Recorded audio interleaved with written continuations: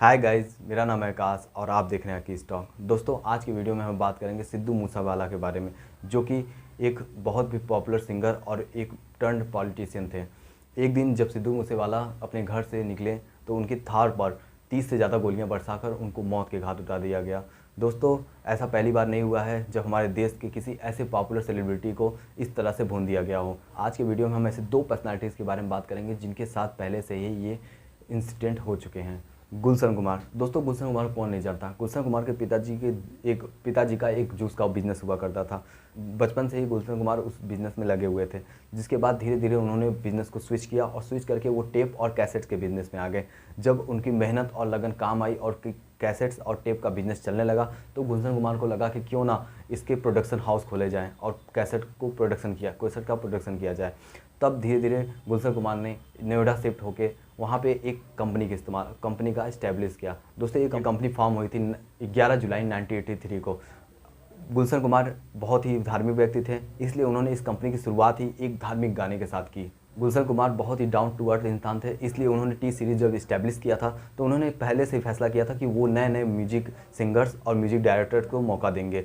तो वैसा ही उन्होंने किया। तो उसमें से कुछ बॉम्ब पर्सनैलिटी को आप जानते हैं, जैसे कुमार सानू हुए, अलका याग्निक हुई और सोनू निगम को उन्होंने मौका दिया, जो कि एक फेमस सिंगर बाद में जाके बने। इसी तरह से उन्होंने फिर फैसला लिया कि वो अब धीरे धीरे नए नए डायरेक्टर्स को मौका देंगे, जिसमें दो जोड़ी बहुत ज़्यादा फेमस हुई, एक नवीन और एक श्रवण। दोनों की जोड़ी बहुत ज़्यादा फेमस हिट हुई। उन्होंने कई सारे गाने डायरेक्ट किए, जिनमें से आशिकी का गाना सबसे ज़्यादा फेमस हुआ।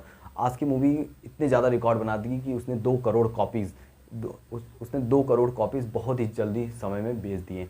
इस तरह से टी सीरीज़ नई ऊंचाइयों पे पहुंचने लगा और बॉलीवुड में एंट्री होती है टी सीरीज़ की। दोस्तों, टी सीरीज़ इतनी ज़्यादा वार्म कंपनी बन गई थी कि बॉलीवुड का, यहाँ तक कि कहा जाए इंडिया का 65% हिस्सा जो था वो टी सीरीज़ ने अकेले ही म्यूजिक इंडस्ट्री का कवर करके रखा था। बाकी 35% में बाकी कंपनियाँ सर्वाइव कर रही थी, जिनमें आप टे हुआ, एरॉक्स हुआ और बाकी सारी कंपनियाँ जी, तो 35% में सर्वाइव करी थी। बट गुलशन कुमार ने इतनी मेहनत और इतनी लगन की थी कि उनकी इस कंपनी की मोनोपोली एक तरह से तय थी मार्केट में, और 65% उन्होंने मार्केट एक्वायर कर लिया था।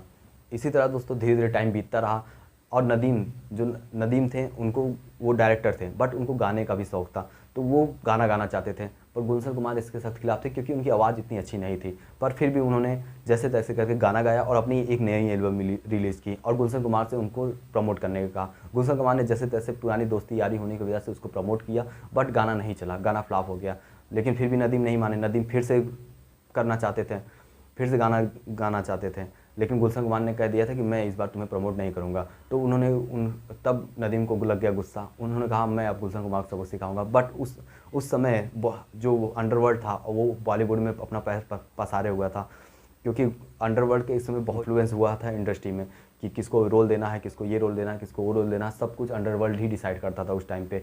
बट इसी तरह से गुलशन कुमार से फिरौती मांगी गई और वो अनडिस्क्लोज अमाउंट था, जिसको गुलशन कुमार ने पेड कर दिया था। गुलशन कुमार ने कहा कि छोड़ो हटाओ, देखिए हटाते हैं, आगे बढ़ते हैं लाइफ में।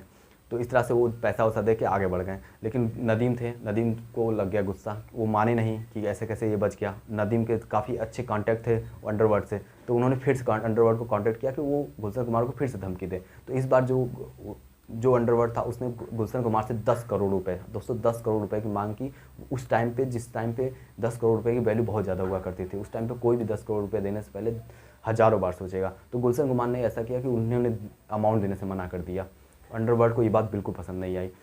एक दिन गुलशन कुमार मंदिर के बाहर मंदिर गए हुए थे पूजा करके। जैसे ही वो बाहर आ रहे थे, बाहर खड़े हुए 3 शख्स, जिनमें से एक का नाम था अब्दुल रऊफ और एक का नाम था अब्दुल रशीद। दोस्तों, तीसरे पर्सन का आज तक पता नहीं चल पाया कोई तीसरा पर्सन कौन था।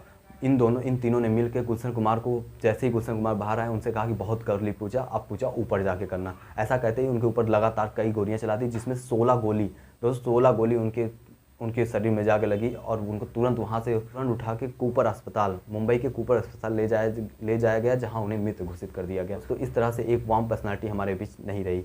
बट गुलशन कुमार के जाने के बाद अभी भी टी सीरीज़ नई ऊंचाइयों को छूती जा रही है।